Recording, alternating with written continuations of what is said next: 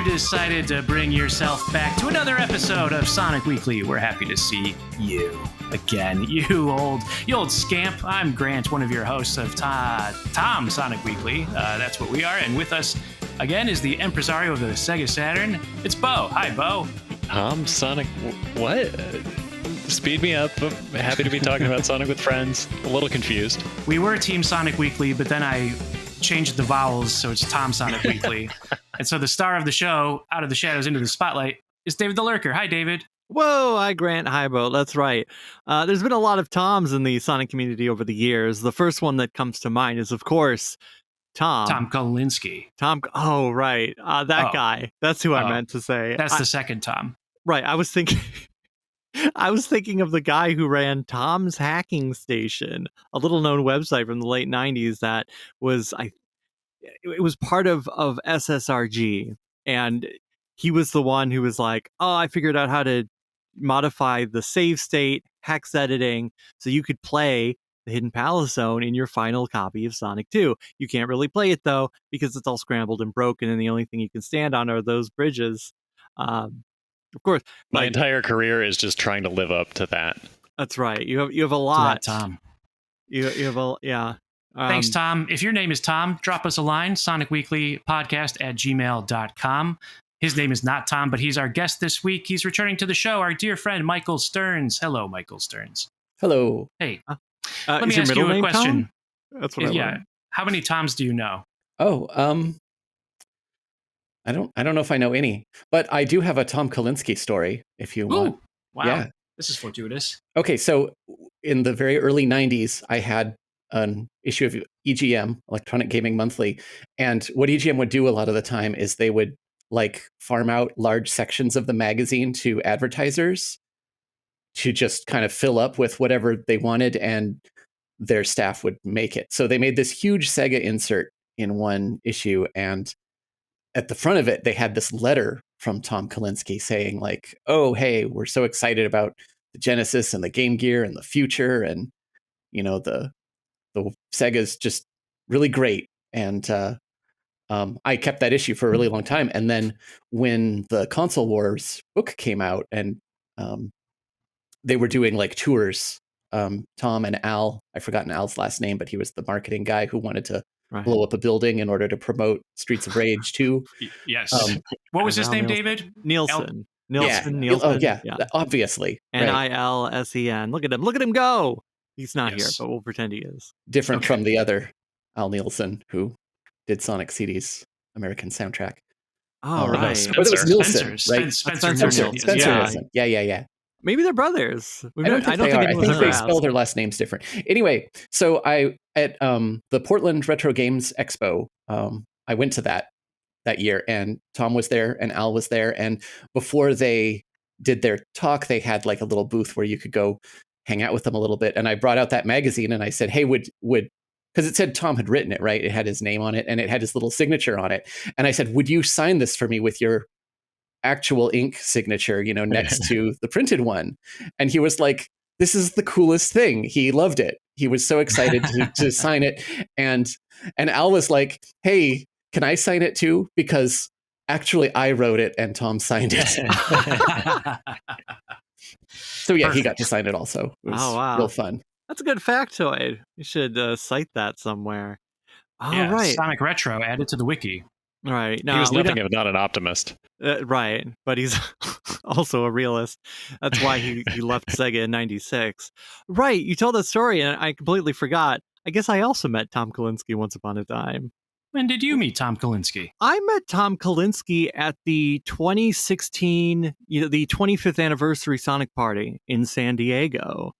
I had gone there. Well, I was able to go there because as under VIP because of the work I did for BBFA3. It was like, hey, pause. Sorry, I know what you're talking about. Maybe not even everyone here knows what you're talking about. No, okay. Certainly not every listener knows what you're talking about.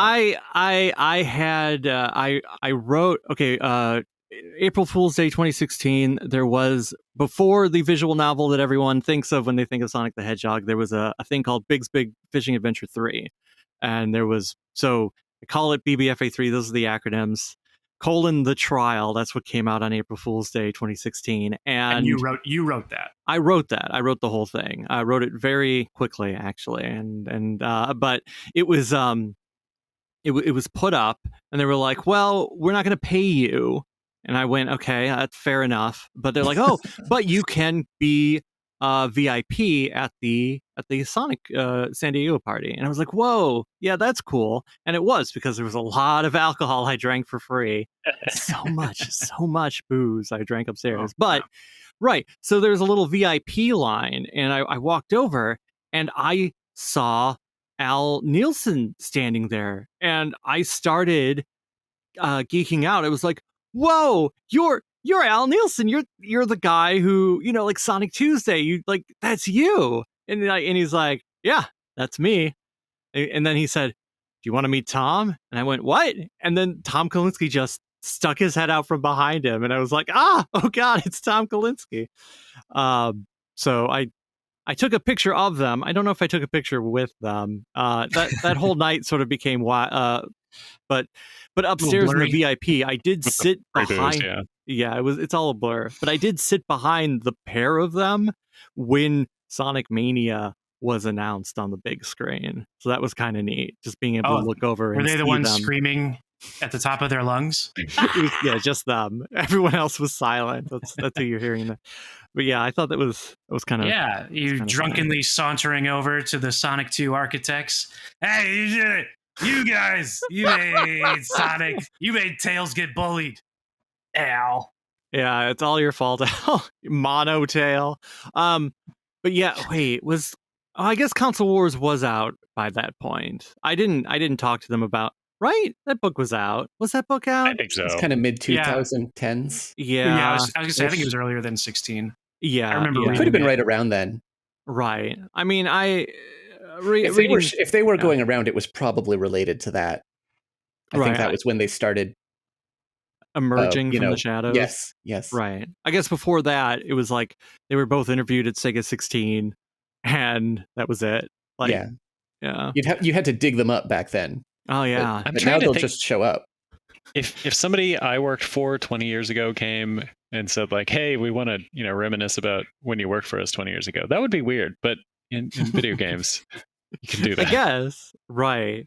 Oh, can you imagine? Like, let's see. My first summer job was at Macy's in the shoe department, and if like the CEO of Macy's was like, "We really want to talk to you about that time that you were stocking shoes," you're like, "Yeah, man, there were a lot of feedback then, weren't there?" 2005, believe it or not, I was doing radio in Whoa. Toledo, Ohio for 94.5 WXKR, Toledo's classic rock. Hey, it's me, Brody. We're doing Double Shot Tuesday. Hey! I wouldn't go that far with the voice, but what if I did? Hey, let's talk about Sonic news. David, I know I was going to feed you the stories, but which one do you feel like talking about first? I feel like we should start probably, let's start at the top of the hour. It's the top of the hour. What's the biggest news story? It's the one that just came out today. Sonic YouTube fired back up and gave us yet another installment of the old Tails Tube. That's right. Tails Tube number 12, Life Hacks. Haha, it's out. It's out. Sonic and Tails are in it. They talk about some life hacks. I feel like most of them are not applicable. One of them would have been helpful back in 1999 because there is a Sonic Adventure piece of help for Chow gardening. But perhaps it's also notable because, hey, guess what? This is the last full episode connected to friend of the show, Tyson Hess. That's right. He said Tyson Hess. That's right. Tyson Hess. That's right. Over on the socials. Oh, go on. What? No, well, I didn't mean to preempt what you were saying, which I think what you were saying is that he announced on his socials that this was the last one that he's going to be formally involved with. There's another one in the can that he has had some involvement with that's still yet to come out. But as far as the ones, and maybe you want to read one of the tweets, but he mentioned that he wrote, produced, created, sometimes wrote them. Yes, for the past 3 years, I've been directing / producing / creating / sometimes writing. Tails Tube is a labor of love for the fans. No matter how busy I got, I would always burn away the hours doing my best to make them as polished and entertaining as I could. Unfortunately, my schedule has reached its limit. This is an episode I really wanted to do because Sonic and Tails' relationship is really important to me, and I want people to believe they're real friends even when the world isn't at stake. That like real best friends, when you get together, you just get a little stupider. So it is he wrote it. It's right, the last one he's fully involved in. And this is the longest one I want to point out. This is this one. If it felt like a bigger episode, like a double-sized episode, it was. The previous longest episode was a few seconds shorter. That was the Halloween episode. So this one definitely, it felt like it had room to breathe. There was like, it definitely felt more Sonic Boom-ish. This episode, I thought the same thing. Because it's Sonic and Tails, they're goofing off. They call Knuckles, they goof off on Knuckles. That was a pretty fun bit. And then they call Amy and they call Rouge, and we get character things and life hacks from each of them. But I thought, in particular, the Knuckles one was funny. Yeah, I know. The Knuckles one was good. Amy, to me, feels the most Boom-esque in the interaction. You know, her being like, wait, are you right? Because they establish, if you say someone's name over and over again, you're trying to get them to like you. And she calls them out on it when, I don't know, previous game Amy, she probably would have fell for it even faster because Sonic's saying her name. She's going to have hearts in her eyes. She didn't fall for it. She called them out on it. She called them out on it. I'm sure she's familiar with that technique. Oh, because she pioneered it herself, probably. Yeah. How to get Sonic the Hedgehog to like you. In 10 Easy Steps by Amy Rose. Yeah. I liked this one. I thought it had the Boom vibes in a good way. And I think one of the background elements is just all the little artwork. So when Tails says you should change all your socks, there's a little shot of Sonic with a bunch of socks. And I haven't seen that art before. That looks nice. And there are several of them like that. So I enjoyed that, and the sock hack is great. You should do that if your socks are mismatched. Also do it with your silverware and your plates. Like, just get a clean sweep. It's a great life hack. Isn't the hack is to have someone else clean your socks, though? Isn't that so they were goofing off? Does this mean that Tails does or does not wash Sonic's laundry for him? We have seen a drawing not that long ago of Sonic sitting in a laundromat. So presumably he does do it sometimes. Because I was thinking of the older drawing from the Sonic screensaver where Tails is kind of dressed like a butler and he's got a drink for Sonic while Sonic is chilling on the beach. Yeah. So is this just more of Tails is actually Sonic's butler? Maybe. I mean, and on that Christmas when Tails was locked outside, was that a fun joke, or was that because it was his day off and he wasn't supposed to be there? I think he was just happy to look in the window and see his friend and enjoying a warm Christmas moment.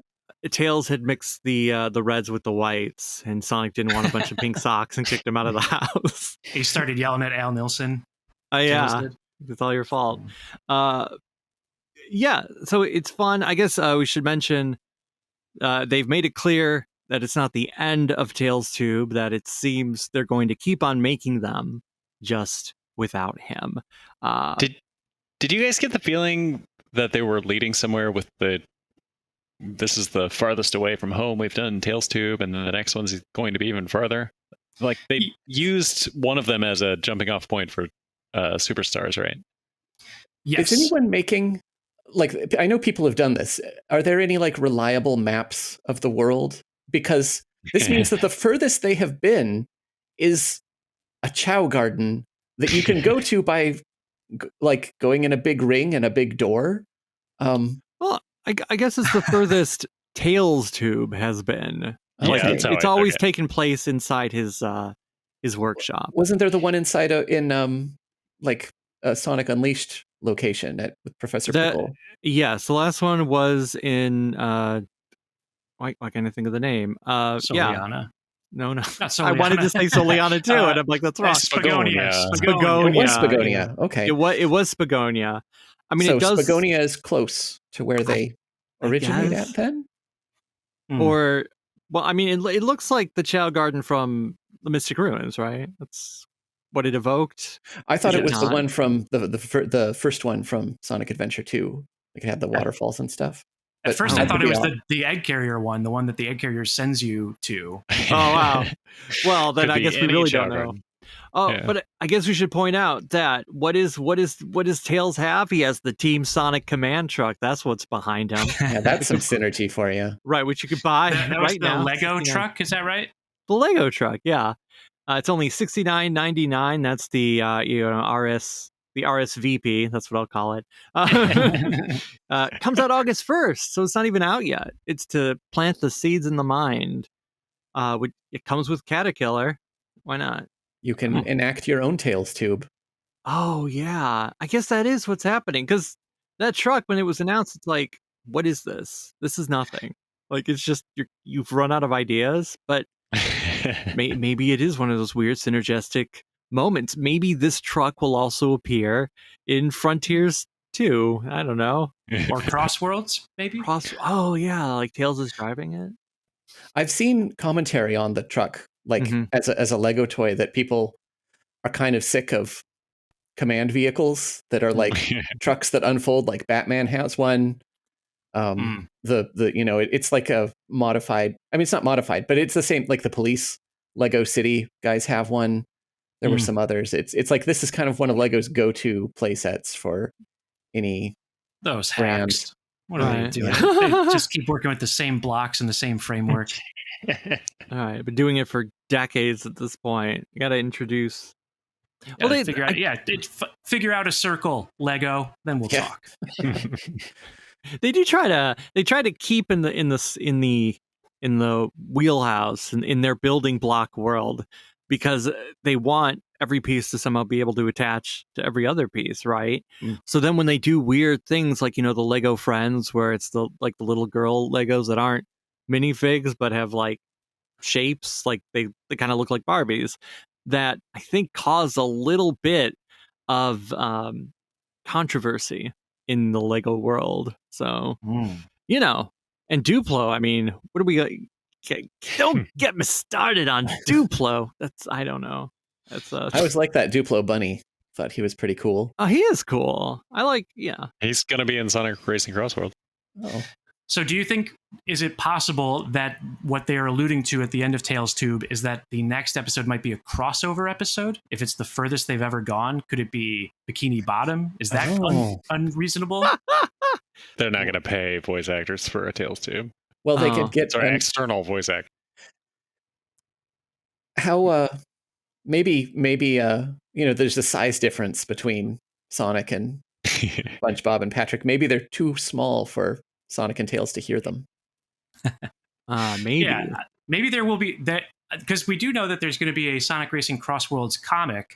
So it would be pretty fun in the best sort of Sonic spirit if there was a long-winded, convoluted explanation canonically why they can't talk to each other. It's not just because they don't want to pay for Tom Kenny. It's because SpongeBob is too small. The vibrational frequencies Sonic's ears can't receive them. Yeah. Anyway. Or maybe SpongeBob is playing a little joke on them, and like at the end, all you'll get is one little snicker from the voice actor. That's all they could pay for. One little classic SpongeBob laugh sample. In fact, they didn't even have him record it. They just played an old one. He just couldn't contain it any longer, and he did that little noise that he makes. Yeah, they have to be setting something up with Crossworlds, right? You'd think so. I would imagine, yeah. Yeah. But right. Last week you were wondering about. Oh, am I stepping on a dinosaur thing? Oh no, I had an idea for a segue, because I was like, speaking of Crossworlds, but you know what? Go on. Okay. Well, Bo was wondering last week about how does one express their affection for the Sonic X McLaren crossover, and this week we received a little bit of information about how you can express your love, because there's a tie-in manga on social media that So I read it, and how does McLaren benefit from it? I'm still confused by this. It's free. It is free. Well, You're right. That is a big hole in our plan. There was a physical version at the racing event that we mentioned last week. Yeah, picking one of those up on eBay won't be free. No, it won't. But you can just read it for free. Although right, it's the it's I guess it's just the colored version, not the black and white. The printed version has this black and white as well. Whoa, yeah, Sonic the Hedgehog, Blue Racer. Did you like it? Did you read it? I thought it looked nice. I read it. I mean, I read it in that way that one reads something that doesn't have any words in it. Mm-hmm. There's some numbers. Yeah, you read those. Some Japanese sound effects, if you can. Oh those. Yeah, they don't translate those. No. They really went in on trying to convince you that it was a Japanese thing. Like the cover is all in Japanese. They've got the text down the side. It's pretty authentic looking. Mm-hmm. I got the reading order in that sense. Right. And then I don't understand. I don't imagine that this is for. I mean, it could be for a Japanese audience. I don't know. Did the Japanese Sonic account post it? I don't know. Good luck. I also don't know. Yeah, maybe. But you know what's notable about it, and that fans picked up on this. Some of the Sonic lore team tweeted about it, but they included the track from Sonic R, Radical City, which I don't think had been seen in any Sonic media, period. Like even as like a background in an Archie comic, I don't think it has made an appearance since. So there you go, Sonic R fans. As Gen Z says, they were eaten up their slop of Radical City.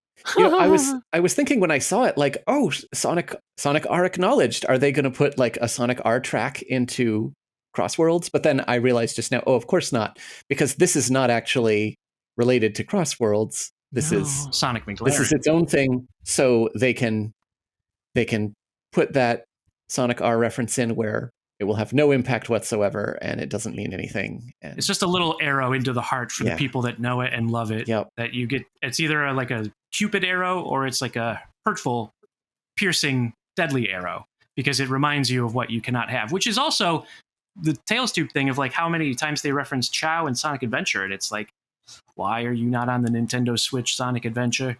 Where are you? That's right. Well, maybe one day they'll remake it, but then again, maybe not.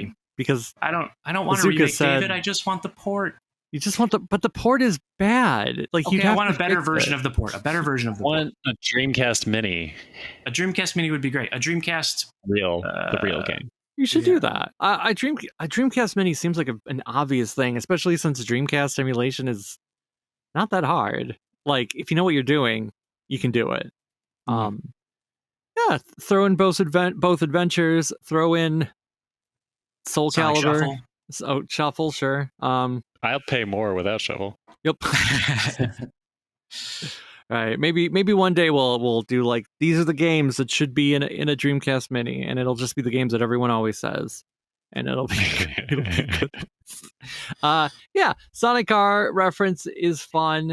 Is the trophy something? The trophy that's from the 90s.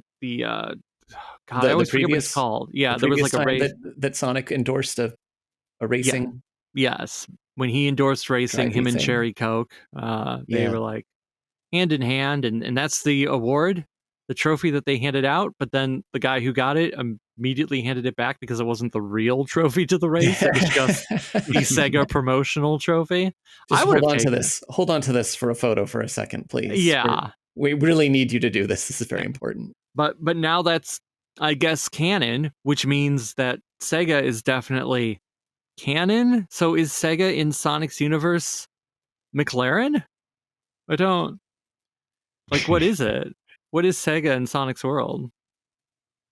I think it's really funny that Eggman was working so hard to win a trophy that has Sonic on it. I thought that too. Yeah. Where did the trophy come from? They're not... This isn't a professional race. They're just sticking around. Did Tails just have it? Maybe he bought it on eBay. Maybe. I think in Sonic's world, there's just a lot of representations of Sonic, like Casinopolis. What were they doing with the giant Sonic statue? What weren't they doing? I think he's like a hero of the world. He's a Superman figure. He's the world's most famous hedgehog. He's the world's most famous. Yeah, he's man of the year. Yeah, that is true. All true. He won that award fair and square. Maybe that's his Man of the Year award. He finally got it back after clearing his name.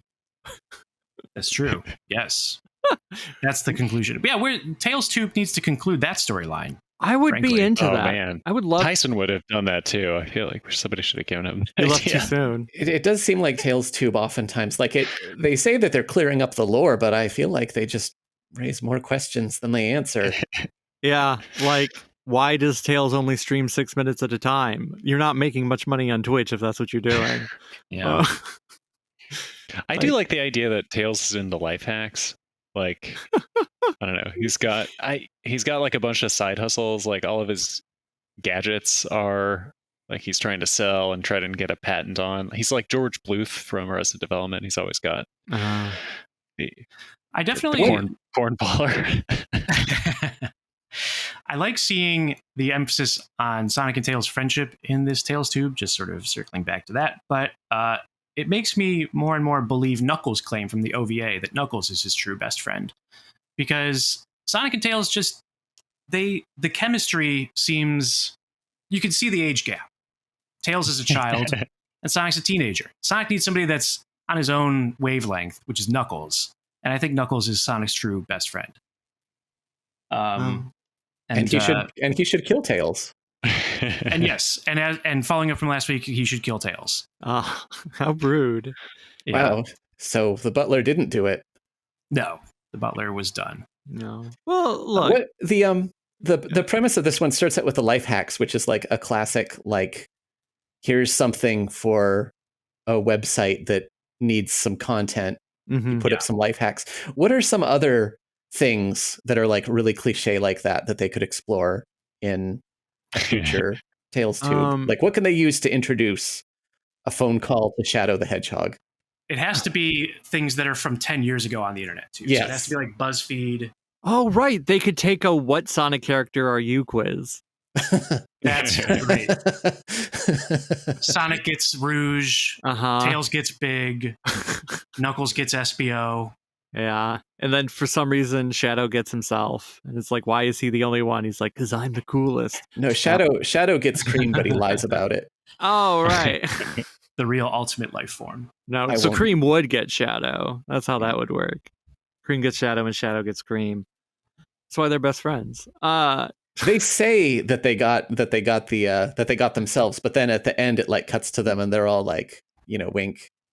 I think part of it has to be the reaction. Like if Sonic gets Rouge is in the room with them and she's making fun of him. And he's like, what? No, you must have clicked the wrong thing. Like, oh, like, right? There has to be. Yeah. Something like that. I don't know. I don't write these. I could. David, let me ask you a question. Are there any more Sonic stories to cover before we switch over to Rings of Saturn? Oh, there's a couple. Hold on. Okay. I mean, there's nothing. Wait. Where did my list go? I don't know. I guess those are the big ones. I guess we should also mention. Oh yeah. Speaking of Crossworlds, which this manga wasn't about, Sega is teasing an animated short for September. Oh, yeah. I don't think we covered that before. It's just a little teaser, and it looks like that movie that everyone was comparing it to. It starts with an R. Mm-hmm. Red Line. Red Line. Yeah, it does. I mean, it looks pretty slick. There's some pretty. We only get a few seconds of it, but I'm looking forward to it. I hope they draw SpongeBob in that style. I think it's very strange that they have made a rather detailed and high quality CG intro for it, but now they're also making an animated short for it, which is cool in a kind of completely different way. And it just kind of seems to me like, well, pick a lane, guys. Make one that's really good and put all your eggs into that. And I mean, it's cool. I'm interested to see it, but it just seems kind of like, well, what? Yep. So many. This is just tradition. We have to do an animated one now. You're seeing the America-Japan split there. Oh. Mm-hmm. I think so. Yeah. Well, I guess the only other news story, it's a bit somber, but I feel like we should mention it. Okay. we found out today that James Carter Cathcart, a voice actor probably best known for Professor Oak, Meowth. So he, in that Pokemon family, part of the 4Kids voice bank of talent. He passed away, but he's probably best known in the world of Sonic as being the voice of Vector in Sonic X and the 4Kids voiced games, including Shadow I guess really just Shadow the Hedgehog. I can't think of what other Not games. Sonic Heroes. No, that was before, and then But he was Vector who said, "Find the computer room." Yes, and so it is. That became a meme, one of the early internet Sonic memes. Early in the sense that there were, it was the mid 2000s, but yeah, I figured we should throw it out there. It would be disrespectful to say that he found his computer room. Yes, I think so. I wouldn't say that. We're not going to say that, and it would also not saying that. Be disrespectful to imply that he finally got paid. Like as Vector, he's always chasing payment. He finally got his due. Wow. So we're not going to say that. We're not going to imply and reduce an entire a man's life to one action he took many years ago when he said find the computer room into a microphone, and that became a meme that made a big impact on your life, David. And that's right. And now it's the circle of life, right? Sunrise, sunset. There was also that really, back when You're the Man Now Dog existed as a website. There was that really, there was one called, instead of United States of Whatever, remember that song? They replaced whatever with the clip of Computer Room. And so they would just throw in random clips of Vector, the crocodile, talking. So he had a presence in our life. I mean, it's right to recognize the passing of a person who had a sizable impact in the Sonic community, and our condolences to him, his family, and his friends and supporters. Okay, transitioning from that, just 71 years old, a long, great life, we hope. And anyway, with that in mind, we won't say the transition is from a dead person to a dead console. We won't say that. In fact, we won't even suggest it. What we will say is that news was covered, and now we will cover the next bit of news on the Sega Saturn hacking front with Bo. Hi, Bo. I've got an update to last week's story. We talked about Radiant Silvergun, the shoot 'em up from Treasure on the Saturn. And just today, actually, I got an update from the person who put the Easter egg that I found into the game. SRK were the initials you had to put in to activate the Easter egg. And SRK responded and said, "Oh, wow, I don't remember doing that at all." It was 30 years ago. I'm sorry, I'm not being difficult. I just don't remember. But then he said he was happy that people were still talking about the game, and that it was cool that people had found it, and seemed to be very positive about the whole thing. So I feel happy about that. SRK Radiant Silvergun update. Hell yeah. Whoa. And then I'm not exactly sure what I'm going to do for the next Rings of Saturn. I'm leaning toward, it's summer. I like Sega. What's the most summer Sega game? I think it's Beach Spikers on the GameCube. Oh, okay. And I was going to say Outrun, but I've looked into Outrun. I don't have anything good for Outrun, but I do have something good for Beach Spikers on the GameCube, which is, do you want to unlock all the bikinis in one shot? I do. I'm sure you do. Yeah. Well, have I got the cheat code for you? Woohoo! You can have your Ooh-La-La themed volleyball person. Whoa. Really? Virtua Fighter Dural themed volleyball person. Okay. Weird, but okay, into it. What is that like? What does that look like? It's a mirror? Yeah, just kind of silvery Okay, so mirror kind of thing. it's the clothing that is metallic looking. No, it's Dural's really Dural. Oh, wow. Okay. Yeah. So you can just be Dural. And also you can accessorize her. You can give her sunglasses and So other stuff. Kage's mom, volleyball champ. Right. So where in the Virtua Fighter chronology does that take place? Is she ever freed? Does she ever regain her mind? Well, I think that the company that runs these tournaments and makes the people into metal monsters probably has their fingers in a lot of industries, including the volleyball, Including volleyball. Okay. whatever tournament complex. Huh. Right. I want to know. I want to know if anyone ever questions these things. Like, there is a shady corporation in the world of Virtua Fighter and the grander AM2 averse, but like the Virtua cops aren't looking into it. They're too busy just shooting everyone. They do not seem good at their job, Virtua. No. They have just as good a chance of shooting innocent pedestrians as they do of somebody who might be involved in the crime. Right. Like, How? He maybe was like, "I'll help you guys take the money to the car, but I'm not spending the money. I'm just a guy who likes seeing things get to where they're going." Right. How? They get shot. What is like? How many people have the Virtua cops killed? That's a good question for a different episode, because we could do a count and we can. I assure you, they were all bad guys. All of them. Okay. Every All right. last one. That's the Virtua cops. That's Well, what a they lot say. of them look the same, so maybe it's No, just they cloning. don't say that. What? No, like it's a cloning operation gone wrong. People. But the thing with Virtua Fighter and lore is that was even kind of unusual at the time, because fighting games did have lore. Like Street Fighter had lore, Tekken had lore, and the thing that almost sort of set the Sega AM2 fighting games apart was that they were just graphic. Maybe you could say systems focused. I think they're all systems focused. And then when they did decide it was important to get lore, they're like, you know what we're going to do? We're going to do the exact same thing that everyone else does, which is that some evil corporation or evil entity is running a tournament in order to make super soldiers. Right. Mortal Kombat. Mortal Kombat Doesn't do that. Doesn't do that. Mortal Kombat has great lore. Yeah. But I would say they're like the forefront of fighting game lore. Yeah. Right. Oh, well, so while we're on the topic, have you guys ever played Criticom on either the PlayStation or Saturn? Yes, through the magic of Saru, briefly. It is so bad.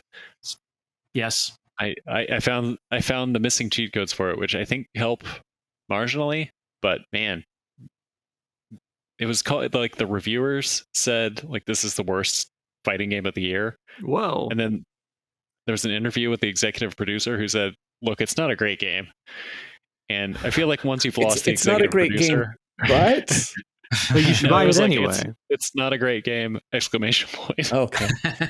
It says it on the back of the box, right? I think it's really funny. It was even the name of it. I'm like, I know that this is a bad game, but I don't even know what it is. I just associate, like, I had a mental image of a completely different Saturn game that I think was a first-person shooter. Had kind of like a science fiction cover with some robots or future buildings with kind of a purple scheme. Do you know what I'm talking about? I think maybe it had a name like Critica Shooter. There's something. Siberia. That was the racing game, right? I'm mixing up my bad Saturn games. Yeah. Anyway, Saru now. There are no bad games on the Saturn. I don't know what you're talking about. Only misunderstood. That's right. There's a lot of misunderstood games on the Sega Saturn. And speaking of misunderstood, let's check in with our buddy Barry at Sega Bits for what is up with Sega Bits this week. And when we return, we're answering existential questions about Sonic and Michael Stearns. What are those going to be? I don't know. We're going to figure it out. Hey listeners of Sonic Weekly, this is Barry from Sega Bits to tell you about a few of our shows. Sega Talk is a bi-weekly show in which my co-host George and I look back on the many games in Sega history. The Swing and Report Show Live is a Sega interview show and the longest-running Sega podcast of all time. Listen to interviews with special guests like former Sega CEO Tom Kalinske, Sonic voice actor Roger Craig Smith, and many more. Watch or listen at youtube.com/SegaBits or search Sega Bits on your podcatcher of choice. You know, Michael, you've been on the show a number of times, but I feel like we've always had you on with an additional guest. Like, I think this might be your first solo guest spot. Like, you were on with our friend Abby Denton, I think a few times.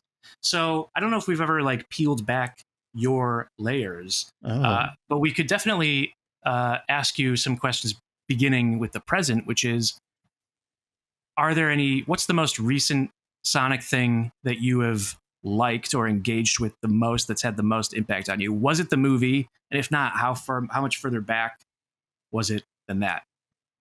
Alternatively, you can start from the beginning and say, I saw Sonic 1 in 1991 and lead us to the present. But I don't want to admit to be that old, but I got on with Sonic 1 on the Genesis and in 91, and it changed my life. And but consequently, I didn't really, it was so impactful that I was like, this is the best game ever. And actually every Sonic game afterwards has been kind of disappointing in one way or another. So you are a Sonic 1 is the best one guy, it's right? certainly the one that is the most important one to me. So like the latest ones, I've played them, but they don't stick with me the way that Sonic games used to stick with me. So I don't really have a lot there. There was a time when you had talked a little bit about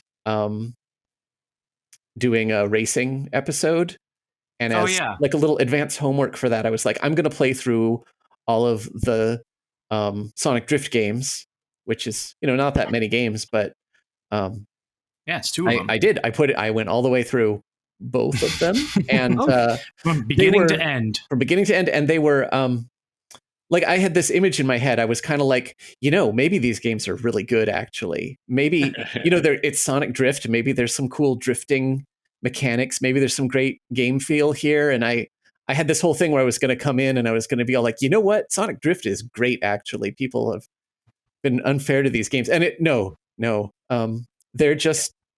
not that great. Did you have them on Game Gear?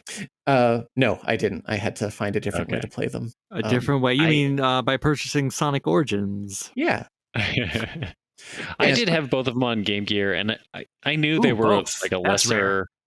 Oh, sorry. No, I must not have had Sonic Drift 2 was the only one that came out here. Sonic Drift 1 would have been an import, I believe. I must have played that. Must have been on emulator in the Sonic Stuff Research Group days. Probably. That was actually, were they on the Sonic Gems collection? They were. The first time it was available here was on Sonic Adventure DX for the GameCube. Okay. And then it's on one of the, I forget if it's Mega Collection Plus or Gems Collection, because they split the Game Gear games in half. Yeah. And I don't remember which is on which. Why would I remember that? It's on one of those.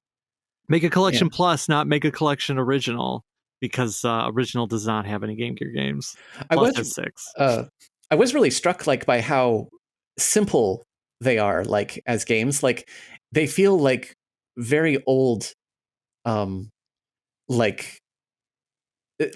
kind of a style of some of those really old Master System games where it's like you just a lot of old games, you just press start and you're in, right? And it feels like that with this, to a degree that even I, an old person, was not expecting.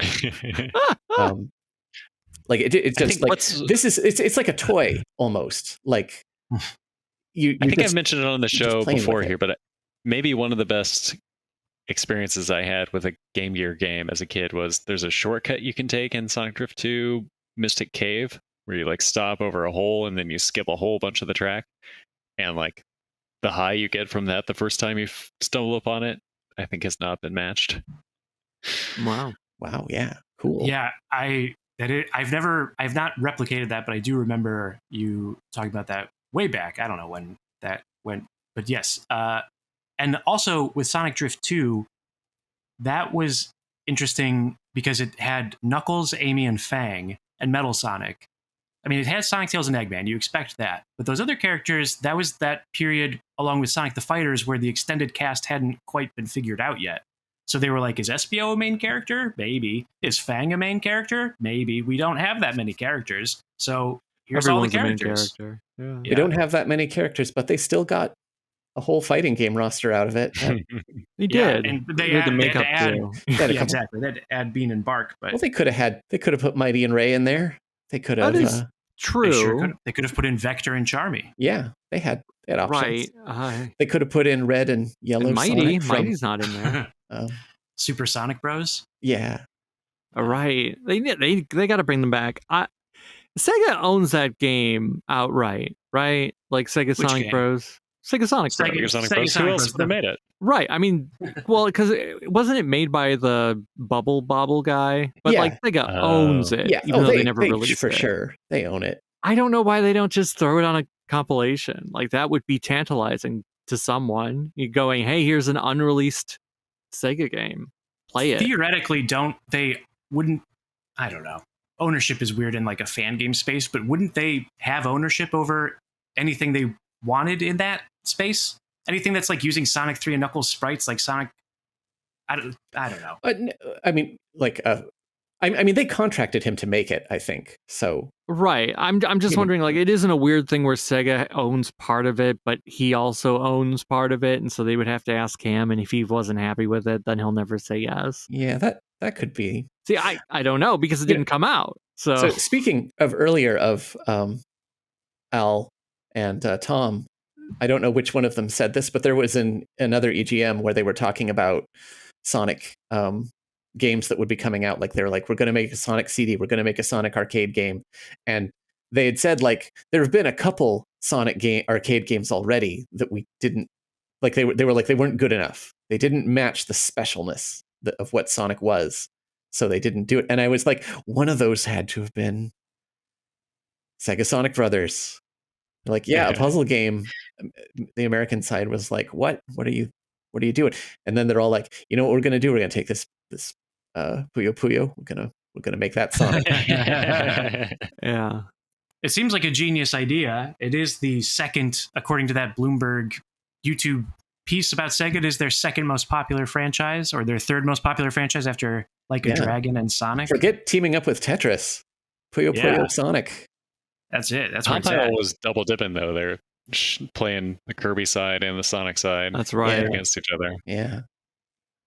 In some alternate universe, Nintendo are the ones who bought Compile, and now it's just Kirby Town, 110%, just forever Kirby. I really liked playing Puyo in Sonic Mania. I think that was the most I had was ever a really laugh out played loud it before. And if they did like a real Sonic Puyo crossover, like that wasn't, Adventures of Sonic the Hedgehog, weird robots, right, themed. I think I might find that irresistible right now.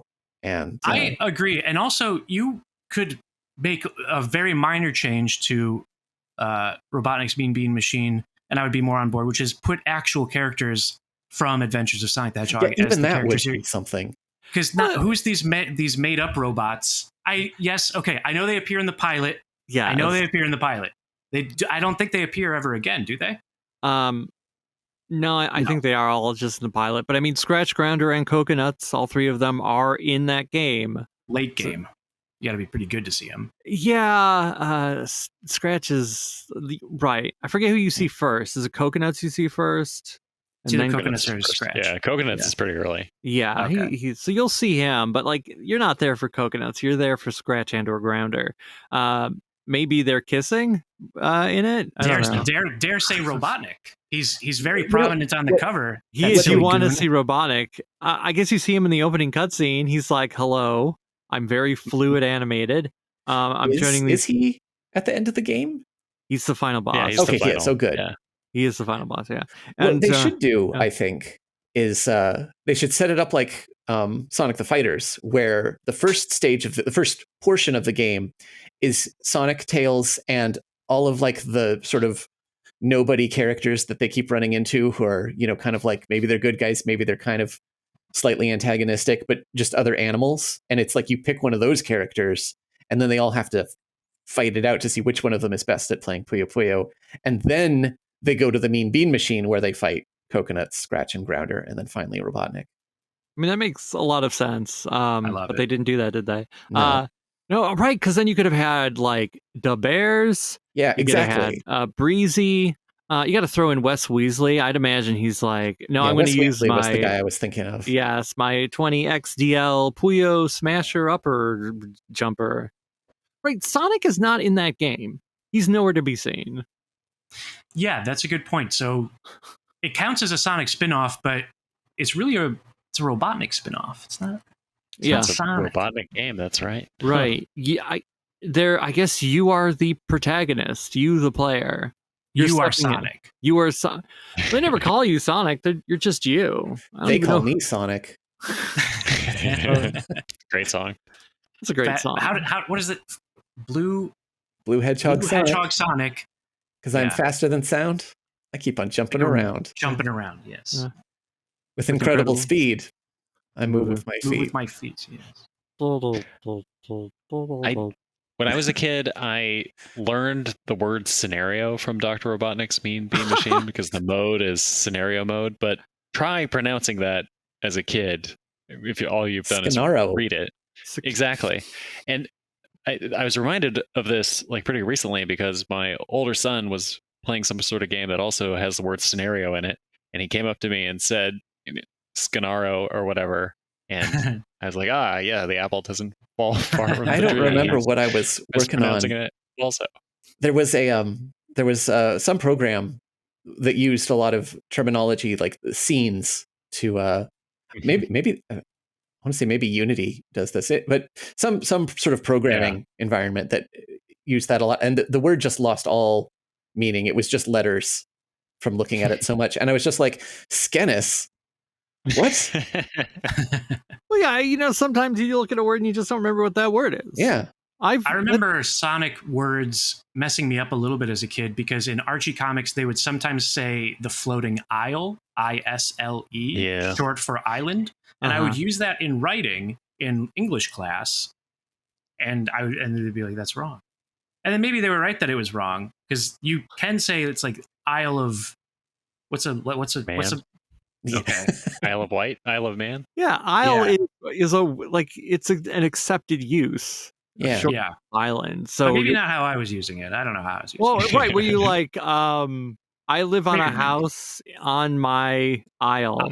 Yeah, it was something like that. Clean up on Isle. Clean up on it wasn't like that. I did know the difference between a isle and Isle Island. I was trying to say island in whatever this theoretical paper was. Okay. So basically, I think I was theoretically right, but theoretically I was wrong too. So I can see both sides of it.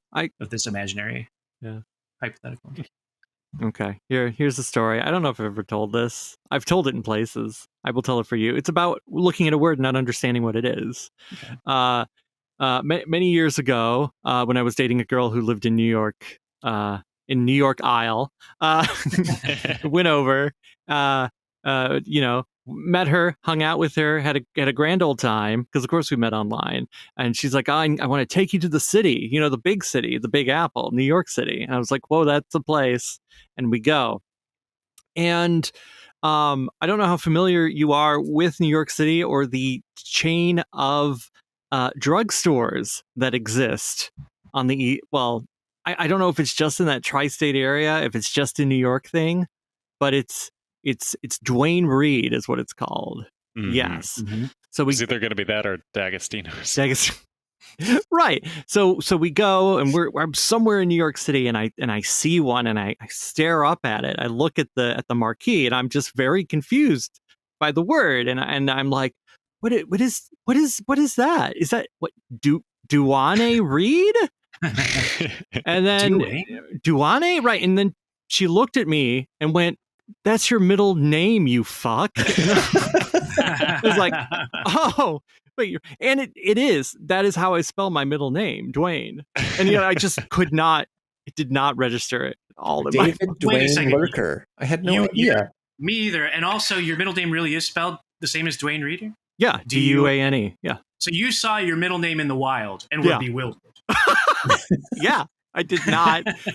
I did not recognize it. Yeah, that's a wrinkle to the story. Were you thinking it was a name, or were you thinking it was like some other kind of word? In that case? I mean, I was that confused. It's like I don't know what this word is meant to be. Is it a name? Is it a thing? Like they don't exist here, or where they didn't exist in the Midwest. Yeah. So I was just baffled, and she's like, "Yeah, that's your middle name, or that's your fuck." Yeah, I forget if it was that's your middle name, you fuck, or that's your fucking middle name, but the word fuck was used, and there you go. Appropriately. But I always recognize Sonic. So, when's the last time you were in New York? I was in New York. I've never been. Oh, I've never been either. Whoa. Well, Well, I have. I would want and- a guide, God. Oh. like someone to like show me where Yeah. I'm going. Yeah, it's pretty easy. It's a grid, but it's numbers, but it is fun, and it's fun to walk around and get lost if you're kind of like okay with being in the huge throng of people. I went to the Nintendo store, I went to 30 Rock, and I went to a wedding where I had a bad time. That's my memory of New York. Whoa, a wedding. Why did I have a bad time? I had a bad attitude, I would say. It wasn't really anything about the wedding that was offensive. The wedding didn't do anything wrong. What if they had? What could they have done? What could the wedding have done that would have made me wait? have a bad Did time? you stay when they said "speak now" or "forever hold your peace"? Did you stand up and they were like, "Nah, just No. sit back down." It's like, he's not right for you. I'm sure 100% that what it was is that I didn't know anybody there, and so I got uncomfortable. And when I got uncomfortable, I got like agitated. And when I got agitated, I got uncomfortable enough to be like, I want to leave.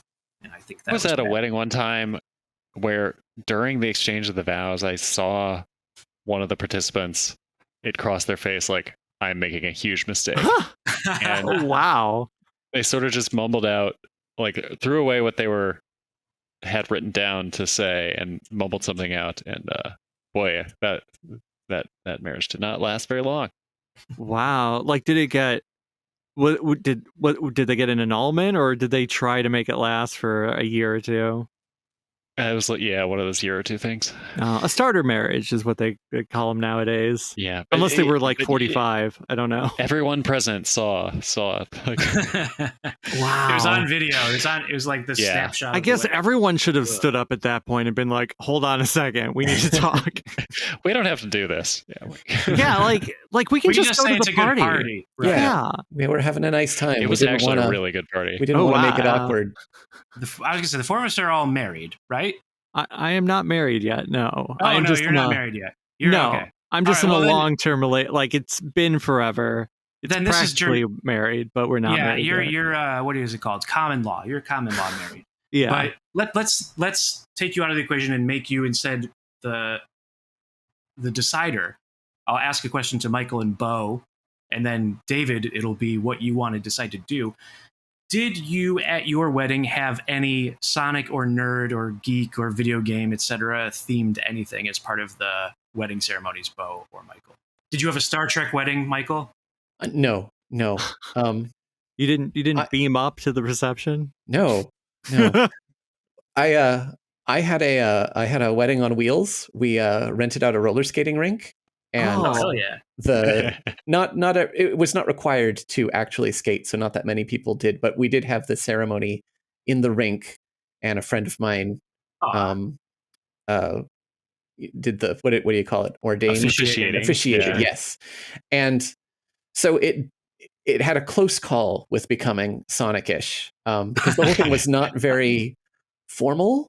It was pretty relaxed, and like we That sounds like a great time. anyway, my friend who was my best man and was going to hand me the ring at the appointed time, right?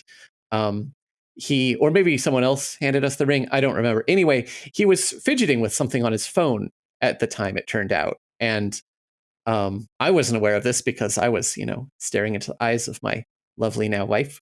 And but my dad said, Mark was fidgeting with something over there. What do you know what that was about? That was kind of a strange thing for him to be doing in the middle of your ceremony. And so I said, so my dad said you were fidgeting with something. What was this all about? And he said, oh, so I had this thing worked out on my phone where you were going to get the ring and it was going to make a Sonic the Hedgehog ring sound effect. But either it didn't work or it was completely inaudible or something. So his effort to prank my wedding didn't work out. That is a close call. Yeah. But I mean, that would have been Yeah. a cute little thing because It would, yeah. that's not like somebody who's like, oh, where'd the ring go? I guess I swallowed it. I'll give it to you in 3 to 5 Yeah. business days. Like, If you had fumbled it, would he be like, "Hang on, I got the ring loss sound effect too"? Yeah. Yeah. right. Bo, same question. Did you any pop culture things in your? Not pop culture, not Sonic. Any although, Sonic themes in the playlist? You got to be wedding. pretty galaxy brain for it. But we had a pirate wedding. We did not tell the venue, hey, we're going to be wedding here. And so we were in a science museum, and we found a corner of the science museum, and the officiant, our friend, said the words. And then we all got in line for the dinosaur exhibit, which was great. It was the Wow. traveling, ultra realistic dinosaur exhibit. Had the feathers and everything. Hell yeah. Wiki wow. Yeah. Wow. Wiki. So it was like, instead of a flash mob, it was a flash wedding, essentially. It was just it was 30 seconds of ceremony and Wow. Nice. off to the dinos. Yeah. Was that popular with all your guests? Were they into it? Oh yeah. I mean, yeah. Like I think everything, including the dinosaur tickets and lunch, was $400. Wow. Yeah. That's the way to do it. Renting the rink was more than that, but it was still like paltry compared to typical wedding experiences. Yeah. So I said we did it at the rink, but this was a rink plus a bowling alley. So we did a 2-part thing where it's like, first we do the roller rink, then they kick us out of there so that their normal roller skate people can come and, do their thing. But then we had like a bunch of bowling lanes reserved, and more than one person at the wedding said to me, like, this was so much fun. This was the best wedding I've ever been to because I got to go bowling. It's like, wow. Yeah. It does sound like great. Like it would be an absolutely great time. I would have a very fun time at both of those weddings. Yeah, I want to go to the dinosaur wedding. That's cool. We did not have we had a relatively traditional wedding, although it was at an untraditional venue. It was at a place in Los Angeles. There was no Sonic or video game anything, aside from I wore a blue suit, which I think maybe on some level I was thinking, I'm Sonic. I'm getting married. Yeah. I guess as you've established in the past, you did not reveal to your wife that you were a Sonic fan until after the fact. Yeah. It was too late. She was already locked in. Those are the basics. I think the timeline on that is a little off because Sonic Mania came out in 2017. Yes it did. And I got married in 2018. Okay, so there was some Sonic seeding. Yeah. You were happening. back. I was back. Right. I was back, maybe not full force, but I was definitely I went through a whole thing on Mania. Okay. So David, now I don't know if you have wedding plans, but if you do or don't, is Sonic going to be a part of it? And it's fine, yes or no. Like I don't. Yes, I don't think we're planning on having a full Sonic themed wedding, but we have discussed the song Dear My Friend from Sonic Unleashed. Yes, we have talked about having that be involved as one of the dance, I don't know if that would be like the first dance song, but we've talked about having Sonic music play after the reception. That's the best way to do it. Is that's the thing I wish I could have done differently. Is I don't think I was as in tune with Sonic music as I am now. I wish I could have made that wedding playlist, reception playlist a little different. Yes, so we've talked about it, but who knows? Like once we get to the point where we're like, okay, we have a date, we're inviting people, we know where we're going. Maybe we will be like, okay, we're getting Tom Kalinske to officiate this, and that's sure. Yes, I wonder if you could get him to do that. I bet you could. It's so easy to get ordained. It's so easy. You know what? Why not? He's probably ordained already. Probably. I think you're the first person to have this idea. Right. Well, now that I've thrown it out into the wild, we'll see if somebody steals it before I get to it. Well, by the time you get around to him, maybe this means he'll be real good at it. Oh, yeah, maybe. That's true. The first time he fumbles, he's going to play the ring sound effect, and he drops the phone and the ring. It rolls into a gutter. Why there's a gutter in the venue, I don't know, but that's where it's ended up. And so now the venue is the street? Yeah, maybe you're running. Maybe it's a marathon. Oh, yeah. That's Sonic themed. Right. The coolest officiant I ever saw was George Takei. Oh, okay. My buddy Zach and his bride Jocelyn were married, and her parents happened to be neighbors with either George Takei himself or somebody who knew George Takei. And Zach, a huge Star Trek fan, somehow asked or made it happen. And I was at the wedding. I was like, oh my god, I think that's George Takei. Yeah, that's Sulu. Yeah. Wow. He's still And he was kicking, right? He's still kicking, alive, yeah. and he was so gregarious too. He was happy to like, hey, I must have a photo, but it must be on an old phone. But he was like hanging around doing like this, like taking photos with people. He was very exceptionally kind. Wow. So that was a pretty fun crazy. wedding. Right. Although I also remember having a bad time, but again, not the wedding's fault. Not the no. wedding's fault at all. It was entirely me and my social anxiety. But I do remember that hitting at some point too. Right. Yeah. Original cast. I think it's Shatner, it's George Takei, and Walter Koenig. Chekhov. I think they're the only ones who are still alive, right? Everyone else has been beamed up to Gene Roddenberry's wife, Magdalene.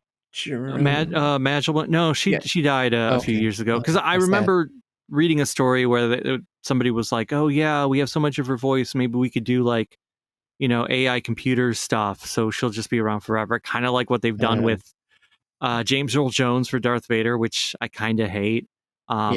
Like, I know he said he was okay with it, but he was also like, it's just, it feels wrong anyway. Yeah. Like in Kenobi, I think most of that, if not all of it, is just like, like text to speech. Essentially, he did not record lines for Kenobi, but that is his voice in it. The last thing he did might have been Rogue One. And then, because I also know he did some lines for the Rebels cartoon show. This is way off tangent, way off topic. If you want one of the Sonic Weekly hosts or previous guests to officiate your wedding, it never hurts to ask. You can email us, sonicweeklypodcast@gmail.com. And maybe we'll officiate your wedding. I don't know. Maybe they could sign up for the Discord, and perhaps there's another listener who would like to officiate the wedding. Oh wow! Or be in it. You could meet your new best man, or you might meet your spouse. Yeah, your future spouse. You could meet your future spouse in our Discord. That could happen. Do you think this is as natural a time to hit this music? That's right. When you hear this music, what does it tell you? I know what it would tell me. It's over. This is what happens when you. Yeah. You forgot. You're right. Yeah. It's over. This is the end of another episode of Sonic Weekly. That's right. You made it. You made it. But if you're hearing this music, you know what that means? You are hearing this music because who's officiating your wedding? I know who it is. It's Jason Griffith. That's right. He is standing there. He's like, "Hey, we are gathered together to join these two people. Whoa, one of them's Tails." One of them's... Oh my god. You're getting married to Tails. Oh my god. That's amazing. Yeah. And he's like, "Whoa, you better speak now or forever hold your peace." And that's when Mike Pollock, of course, crashes through the window. But don't worry, after the ceremony's all said and done, as we know, Jason Griffith... Then you can play this episode at the reception. But do it at double speed, because people are not going to dance to it at normal speed. Oh, that's right. Well, they're probably playing the daytime music, which is just this but faster. Yeah. Right. So I was going to make some allusion to the fact that Jason Griffith did a commercial involving condoms, right? He did that once. Look at Sonic. Wasn't there like a... Was he Trojan Man? I don't know if it was a Trojan commercial or if it was a PSA of like, please wear a condom. Please. Please. But please wear a condom, listener, if you're out there. Yeah, Whether you need to or not, just put it on your head. Yeah, make it a big old hat. On your hands. It could be a hat. But yeah, at the reception, while you're eating a slice of cake and you're hoping no one spiked the punch. Who spikes the punch at a wedding? That makes no sense. Look, it's because you've heard the end of another episode of Sonic Weekly. And if you've enjoyed what you've heard and you haven't done so yet, we urge you to subscribe to this podcast using your podcatcher of choice, be it Apple Podcasts, Spotify, or for the Android faithful podcast addict. Give us a rating, give us a review, do whatever you do in those apps of choice. But if you reject all podcatchers, we are also on YouTube at Sonic-Weekly. You can like, comment, and subscribe. And guess what? Our voices, as always, are joined by gameplay footage recorded by friend of the show, Jack of Old Games. You want to reach out to the show? Do it the way that God intended. Send us an email, sonicweeklypodcast@gmail.com. Ask us to officiate your wedding. Ask us to be at your wedding. Ask us to stay away from your wedding. We'll take any and all requests. We have a mailbag section that may or may not happen one day. We need some sweet questions to go through it. But emailing is also how you get a link to our Discord server, where you can talk to like-minded Sonic the Hedgehog fans about many things up to and including Sonic T. Hedgehog. If you've liked what you heard and you're able to support us in a financial way to help offset the costs of hosting, we have a Ko-fi. We're just Sonic Weekly over there. Throw something in the tip jar, or for $5 a month, become one of our executive producers. Just like who? Oh, it's Pig Dan, Babsy, Sonic Who's Saving Throws, Calvagerian, and Alt-Synth, or is it Alt-Synth? There's a dash. In my note, I've never bothered to correct it, and I apologize, but guess what? You're always at the end. But if not, we just appreciate your support, and hey, you can always tell your buddies. They're all welcome here. Whoa! Gonna thank Smoovies for the edit. Always piecing it together. Look at him go. He's doing it now. Thank you, Smoovies. And, hey, gotta thank our guests. Probably should have done that at the end, at the beginning of the end. Always say, thank you, Michael, for being here and sonicking up with us. Thank you, Michael. You're welcome. Cool links in the description below. God. And, as always, thank you, Bo. Thank you, Grant. Thank Hugh Grant. Thank Hugh Grant. Right, Hugh Grant. Thank Hugh Grant. thank Hugh Grant for his delightful work in 4 Weddings and a Funeral. And Paddington 2.